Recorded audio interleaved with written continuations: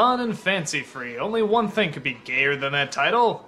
And there he is. Yeah, as I said before, I'm not a huge fan of Jiminy Cricket, but luckily he doesn't have that much to do in this. Just like the other films, there's no one story, but in this there's not really a bunch of them either. There's only two. And Jiminy Cricket, for whatever reason, hosts them.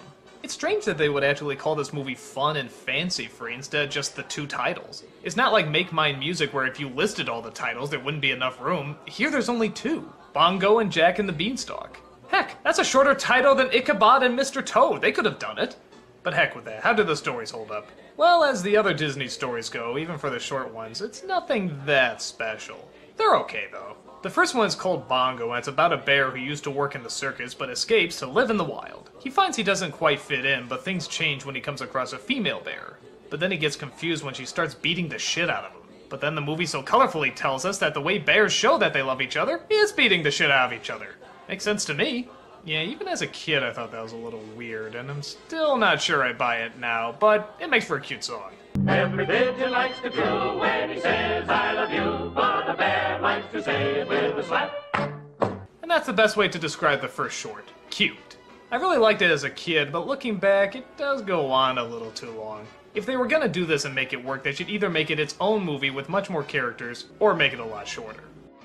Then there's a really weird transition where Jiminy Cricket is somehow invited to a party. A party where puppets come to life and strange, creepy men do weird sounds with their hands. And the parents are nowhere to be seen.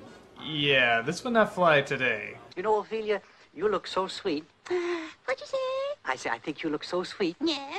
But that segues into Jack and the Beanstalk, the first appearance of Mickey Mouse in any movie since Fantasia. And believe it or not, the last time you'll ever hear Walt Disney do his voice. We also get Goofy and Donald into the mix, as it's pretty much just the straightforward story of Jack and the Beanstalk, not really any major differences. I say the only thing that really stands out about it is the giant, who is sort of this enjoyable doofus. And they added this really weird plot device where he could change into anything. Isn't that strange? He's already a giant, why do you have to give him more magical stuff? Being a giant's enough. On top of that, they don't really do anything with it. There's a whole chase scene at the end where he's trying to get him, but wouldn't it just make more sense if he turned into a cheetah or something? The film doesn't quite have the flow or creativity that Make Mine Music had. And to be honest, I don't know what the connection is with all these things. You have Jiminy Cricket, then a bear from a circus into the wild, then a creepy man with puppets, and then Jack and the Beanstalk. How's it all tied together? Individually, they work okay, as cartoons, but I don't think there's enough of them to really warrant a film. Or if they did pick two, they'd have to do ones that are particularly unique or particularly cinematic, and neither of these really aren't. Again, they're not bad, they're just not anything that special. But they have their own charm and likability to them, so I guess they work out. I'd say it's probably better just to rent them individually and skip the middle parts, but that's just me. If it looks good to you, you'll probably like it.